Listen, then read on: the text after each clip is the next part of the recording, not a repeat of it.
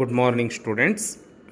In the last classes also we are discussing about the admission of a partners. In that we should be solving the 12 mark problems. 12 mark problems ನಾವು solve ಮಾಡಿದ್ವಿ. Here next problem ಕಡೆ ನಾವು ಹೋದಾಗ ಇಲ್ಲಿ ಆಶಾ and ವರ್ಷ R partners. Okay, ಇಲ್ಲಿ ಯಾರಿದ್ದಾರೆ? old partners Asha and Varsha are partners sharing profit and losses in the ratio of 5:3. Okay, here Asha and Varsha are partners sharing profit and losses in the ratio of 5:3. Their balance sheet as on, here they should be given their balance sheet as on 31st March 2019. Here they should be given their balance sheet as on 31st March 2019 was as follows. Okay, here they should be given balance sheet as on 31st March 2019. Here they should be given the liabilities like creditors 50,000, bank overdraft 30,000, reserve fund 20,000, capitals Asha 60,000, Varsha 40,000. Here they should be given profit and loss account. ನೋಡಿ ನಮಗೆ liability side profit and loss account ಅಂತ provide ಮಾಡಿದರೆ it should be a previous year profit. Okay, next assets ಕಡೆ ನಾವು ಹೋದಾಗ cash 15,000, stock 40,000, debtors inner column 40,000, provisions 1,000 ಕೊಟ್ಟಿದ್ದಾನೆ.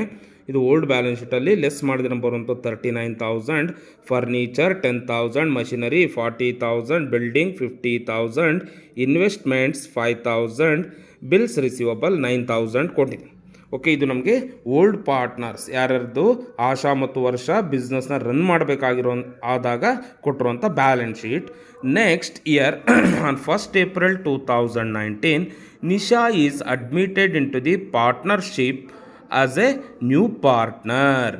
Okay, year on 1st April 2019 Nisha ಅನ್ನೋರನ್ನ admit ಮಾಡ್ಕೊಂಡಿದ್ದಾರೆ as a new partner into the partnership firm on the following terms. ಕೆಲವೊಂದು ಕಂಡೀಷನ್ಸ್ನ ಅವ್ರು use ಮಾಡಿ ಅವ್ರು ಏನು ಮಾಡಿದ್ದಾರೆ ಅಂದರೆ ನಿಶಾ ಅನ್ನೋ ಪಾರ್ಟ್ನರ್ ಅಡ್ಮಿಷನ್ನ ಮಾಡ್ಕೊಂಡಿದ್ದಾರೆ.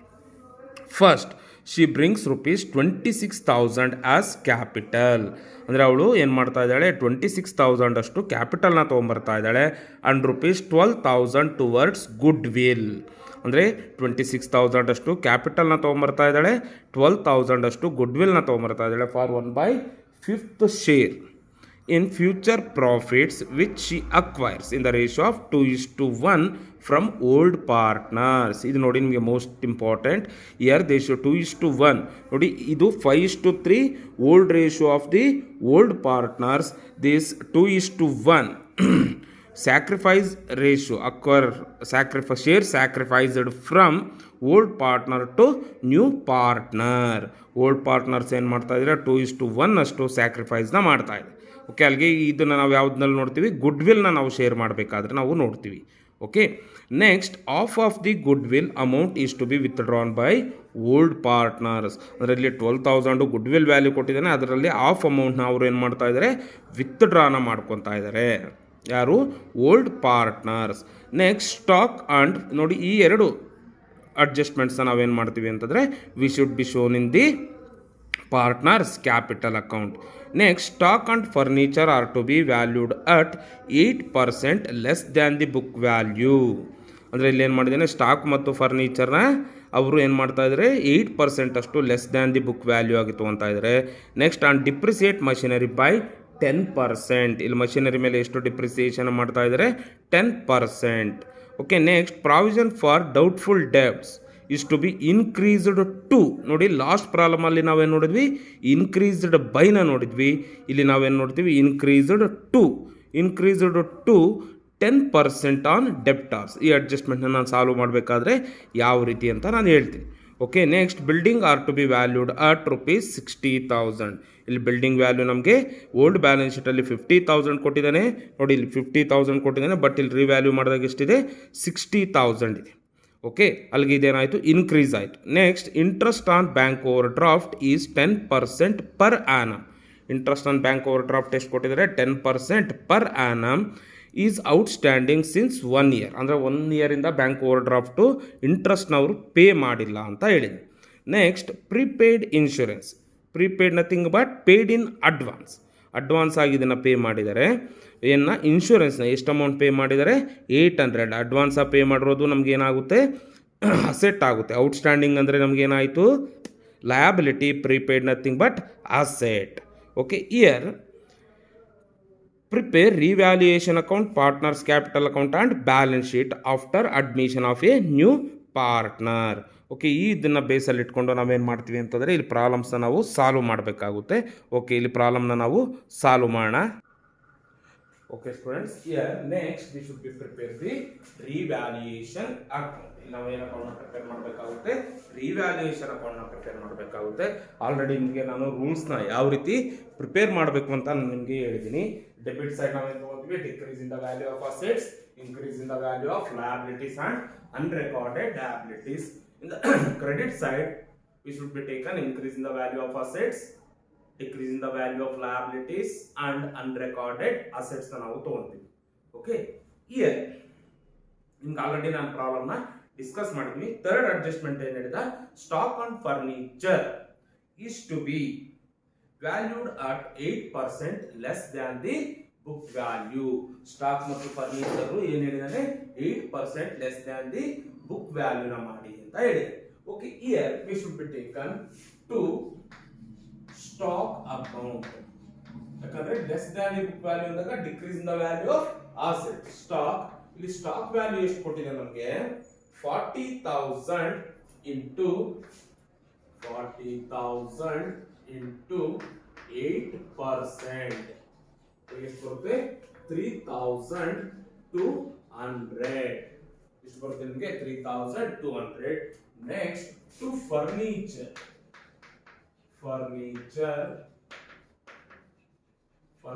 ಇಲ್ಲಿ ಫರ್ನಿಚರ್ ವ್ಯಾಲ್ಯೂ ಎಷ್ಟು ಕೊಟ್ಟಿದೆ ನಮಗೆ? 1 lakh into 8%. 1 lakh into 8%. ಎಷ್ಟು ಬರುತ್ತೆ ನಿಮಗೆ? 8,000. ನೆಕ್ಸ್ಟ್ ಸೇಮ್ ಅಡ್ಜಸ್ಟ್ಮೆಂಟ್ ಏನಿದೆ? Depreciate machinery by 10%.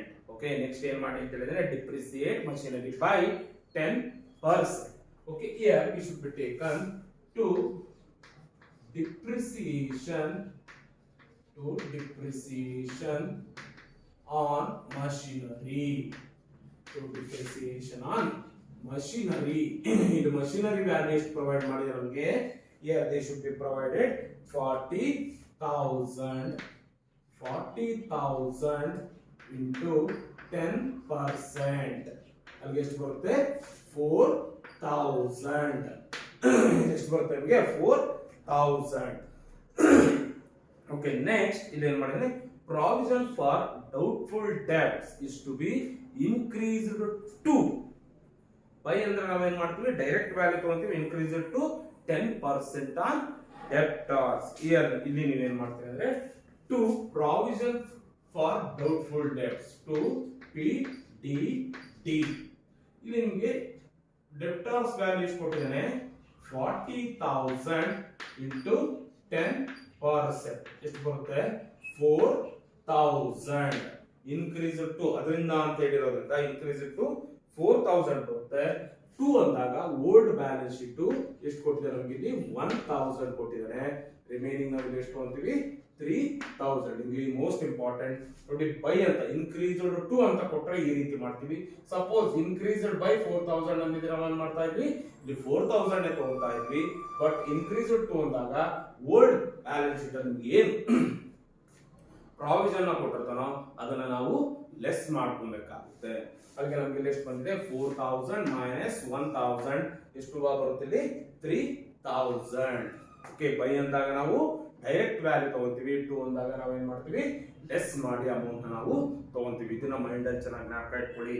Okay, next building are revalued at rupees 60,000. ಅಲ್ಲಿಗೆ ರಿವ್ಯಾಲ್ಯೂಡ್ ಅಂದಾಗ ಓಲ್ಡ್ ಬ್ಯಾಲೆನ್ಸ್ ಶೀಟ್ ಅಲ್ಲಿ ನಮಗೆ ಎಷ್ಟು ಕೊಟ್ಟಿದ್ದ? 50,000 ಕೊಟ್ಟಿದ್ದ. ಬಟ್ ರಿವ್ಯಾಲ್ಯೂ ಮಾಡಿದಾಗ ಎಷ್ಟು ಕೊಟ್ಟಿದ್ದಾನೆ? 60,000. ಬೈ ಬಿಲ್ಡಿಂಗ್ಸ್ ಆವಾಗ ನೀವೇನ್ ಮಾಡ್ತೀರಿ? 60,000 minus 50,000. ಅಲ್ಲಿ ಎಷ್ಟು ಬರುತ್ತೆ ನಿಮಗೆ? 10,000. ಇನ್ಕ್ರೀಸ್ ವ್ಯಾಲ್ಯೂ ಎಷ್ಟು ಬಂದಿದೆ ನಿಮಗೆ? 10,000. Next adjustment interest on bank overdraft is 10% per annum. Interest on bank overdraft is 10% per annum is outstanding since 1 year. 1 year ಇಂದ ಅವ್ರು ಏನ್ ಮಾಡಿಲ್ಲ, ಇಂಟ್ರೆಸ್ಟ್ ನಾವು ಪೇ ಮಾಡಿ. ಅವಾಗ ಇದೇನಾಗುತ್ತೆ, decrease in the value of liability, sorry increase in the value of liability. ಅಂದ್ರೆ ನಾವು ಇಂಟ್ರೆಸ್ಟ್ ನಾವು ಏನ್ ಮಾಡ್ಬೇಕಾಗುತ್ತೆ, ಪೇಮೆಂಟ್ ಮಾಡ್ಬೇಕಾಗುತ್ತೆ. Bank overdraft is a liability. Bank overdraft ನಮ್ಗೆ ಏನಾಗಿರುತ್ತೆ, ಲಯಬಿಲಿಟಿ ಆಗುತ್ತೆ. ಲಯಬಿಲಿಟಿ ಆಗಿರೋದ್ರಿಂದ ಅಲ್ಲಿ ಇಂಟ್ರೆಸ್ಟ್ ಪೇ ಮಾಡಿದ್ರೆ ಅದೇನಾಗುತ್ತೆ, ನಮಗೆ ಇನ್ಕ್ರೀಸ್ ಆಗುತ್ತೆ. ಅದರಿಂದ ನಾವೇನ್ ಮಾಡ್ತೀವಿ, it should be taken to the debit side of revaluation account to interest on bank overdraft. Interest on bank overdraft. Okay, ಇಲ್ಲಿ ಓವರ್ ಡ್ರಾಫ್ಟ್ ಅಂದಾಗ ನಿಮ್ಗೆ ಆಲ್ರೆಡಿ ಗೊತ್ತಿದೆ, ಎಕ್ಸೆಸ್ ಅಮೌಂಟ್ ಅವ್ರು ಏನ್ ಮಾಡಿರ್ತಾರೆ, ವಿತ್ಡ್ರಾ ಮಾಡಿರ್ತಾರೆ. ಅಲ್ಲಿಗೆ ಬ್ಯಾಂಕ್ ಓವರ್ ಡ್ರಾಫ್ಟ್ ವ್ಯಾಲ್ಯೂ ಇಲ್ಲಿ ನಿಮ್ಗೆ ಎಷ್ಟು ಕೊಟ್ಟಿದ್ದೇನೆ, 30,000 into 10%. ಎಷ್ಟು ಬರುತ್ತೆ ನಿಮಗೆ, 3,000. ಎಷ್ಟು ಬರುತ್ತೆ ನಿಮಗೆ, 3,000. ನೆಕ್ಸ್ಟ್ ಅಡ್ಜಸ್ಟ್ಮೆಂಟ್ ಏನ್ ಕೊಟ್ಟಿದ್ದಾನೆ, prepaid insurance rupees 800. Prepaid insurance ಎಷ್ಟು ಕೊಟ್ಟಿದ್ದಾನೆ, ನಮಗೆ 800 ಕೊಟ್ಟಿದ್ದಾನೆ.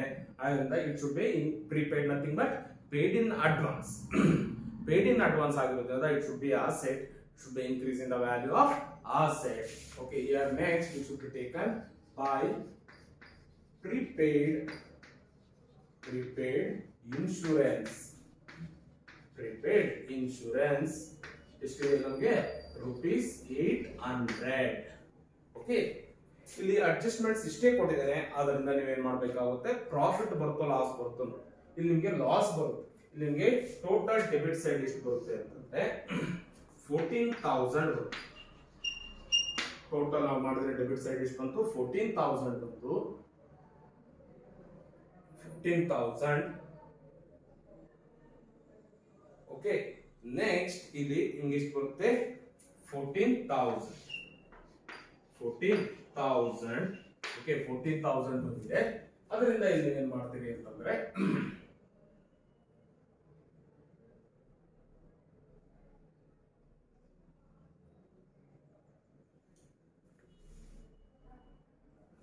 ಇಲ್ಲಿ 1 lakh ಕೊಟ್ಟಿಲ್ಲ, ಇದು 800 ಆಗುತ್ತೆ. ಅದರಿಂದ 14,000 ಬರುತ್ತೆ. ಅಲ್ಲಿಗೆ ಫರ್ನಿಚರ್ 10,000, 8% ಎಷ್ಟು ಬಂತು, 800 ಬಂತು. ಅಲ್ಲಿ 14,000 ಬಂತು. Next year by loss also should be transferred to partners capital account. ಯಾರ ಅಕೌಂಟ್ ಟ್ರಾನ್ಸ್ಫರ್ ಮಾಡ್ತೀವಿ, partners capital account. partners capital account ಗೆ it should be transferred to loss. Okay, ಈ ಒಂದು ಕೇಸ್ ಅಲ್ಲಿ ನಾವೇನ್ ಮಾಡ್ಬೇಕಾಗುತ್ತೆ ಅಂತಂದ್ರೆ ಇಲ್ಲಿ ಯಾರಾಗಿದ್ರೆ ಪಾರ್ಟ್ನರ್ಸ್, ಆಶಾ ಮತ್ತು ಓಲ್ಡ್ ಪಾರ್ಟ್ನರ್ಸ್ ಆಶಾ ಅಂಡ್ ವರ್ಷ.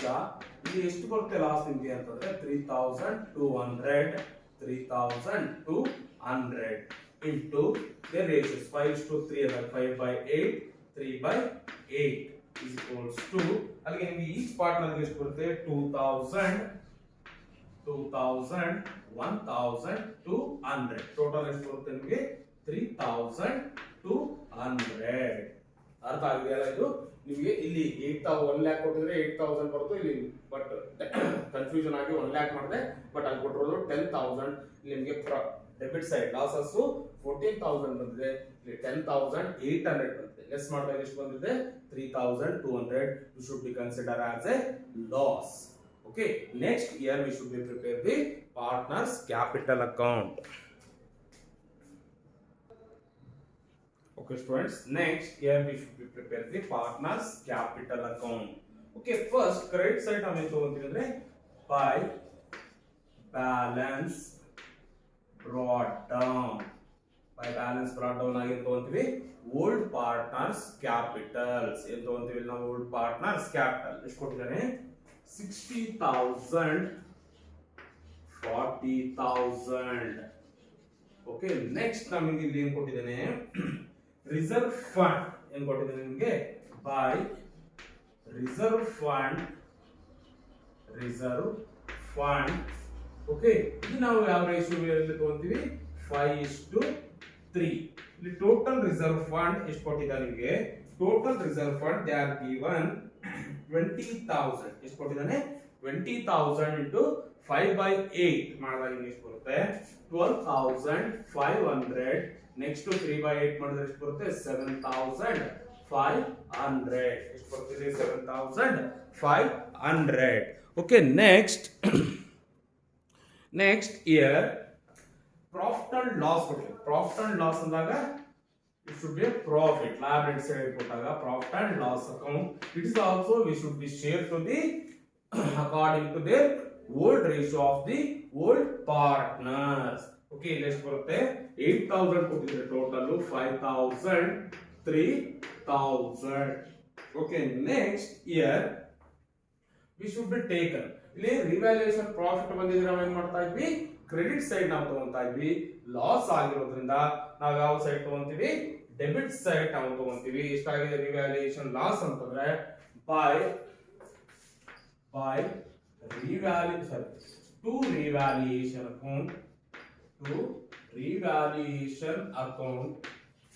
ರಿವ್ಯಾಲ್ಯೂಯೇಷನ್ ಅಕೌಂಟ್ ಇದೆಷ್ಟು ಬಂದಿದೆ ನಿಮಗೆ ಆಶಾಗೆ 2,000 ವರ್ಷಾಗೆ 1,200 ಓಕೆ ನೆಕ್ಸ್ಟ್ ಇಲ್ಲಿ ನಾವು ಏನು ತಗೋಬೇಕಾಗುತ್ತೆ new partner capital it should B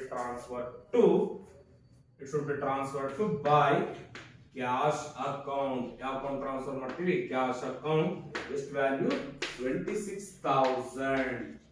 26,000 next here we should be share the goodwill by goodwill account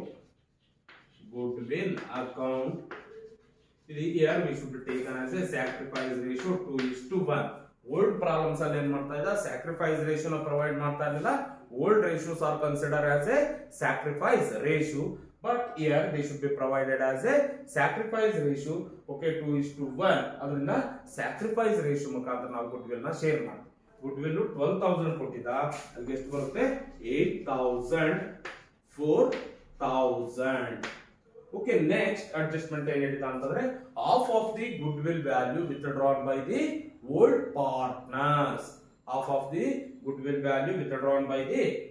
partners ಅಂದಾಗ ಇದು goodwill ನ ವಿತ್ಡ್ರಾ ಮಾಡಿದ್ರೆ it should be transferred to cash account ಯಾವ ಅಕೌಂಟ್ ಟ್ರಾನ್ಸ್ಫರ್ ಮಾಡ್ತೀವಿ cash account because it should be goodwill full value ಮಾಡಿದ್ರೆ ನಾವು ಏನು ಮಾಡ್ತಾ ಇದ್ವಿ ಫುಲ್ ವ್ಯಾಲ್ಯೂ ನ ತಗೊಳ್ತಾ ಇದ್ವಿ ಇಲ್ಲಿ ವಿತ್ಡ್ರಾ ಮಾಡೋದು ಎಷ್ಟು ಹಾಫ್ ವ್ಯಾಲ್ಯೂ ಅಂದ್ರೆ 8,000 ಆಗ ಹಾಫ್ ವ್ಯಾಲ್ಯೂ ಅಂದ್ರೆ ಎಷ್ಟು ಬರುತ್ತೆ 4,000 ಅಲ್ಲಿ ಹಾಫ್ ವ್ಯಾಲ್ಯೂ ಅಂದ್ರೆ ಎಷ್ಟು ಬರುತ್ತೆ 2,000 ಅಲ್ಲಿಗೆ ಇನ್ನ half value they should be continue in the business okay ನಮ್ಗೆ ಇಲ್ಲಿ ಕೊಟ್ಟಿರುವಂತ ಅಡ್ಜಸ್ಟ್ಮೆಂಟ್ ಇಷ್ಟೇ ಆವಾಗ ನೀವು ಟೋಟಲ್ ಮಾಡಿ ಎಷ್ಟು ಬರುತ್ತೆ ಈಚ್ ಪಾರ್ಟ್ನರ್ ಕ್ಯಾಪಿಟಲ್ ಗೆ ಓಕೆ 85,500 next 54,300 26,000 okay ಎಷ್ಟು ಬರುತ್ತೆ ಅಂದ್ರೆ ಟೋಟಲ್ ಕ್ಯಾಪಿಟಲ್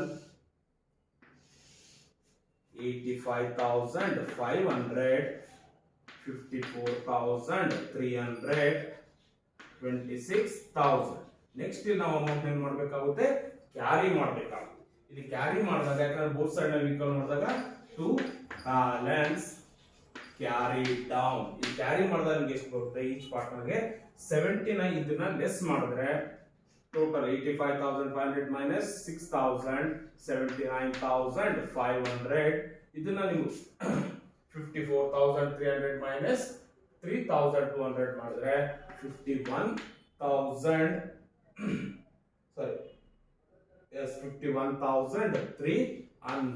ಎಷ್ಟು ಬರ್ತಿದೆ 51,300 ನೆಕ್ಸ್ಟ್ ಇಲ್ಲಿ ಬರುವುದು ಇಲ್ಲಿ ನೆಕ್ಸ್ಟ್ ಎಷ್ಟು ಬರುತ್ತೆ ಇಲ್ಲಿ ಎಷ್ಟು ಬರುತ್ತೆ ಅಂತಂದ್ರೆ ನಿಮಗೆ 26,000 ಎಷ್ಟು ಬರುತ್ತೆ ಇಲ್ಲಿ 26,000 ಟೋಟಲ್ 54,500 ಮೈನಸ್ 3,200 ಮಾಡಿದ್ರೆ ಬರೋದು 51,300 ನೆಕ್ಸ್ಟ್ ಪೀರಿಯಡ್ ಅದನ್ನು ನಾವು ಬೈ ಬ್ಯಾಲೆನ್ಸ್ ಬ್ರಾಟ್ ಡೌನ್ ಆಗಿ ತಗೊಂತೀವಿ okay next we should be prepare the balance sheet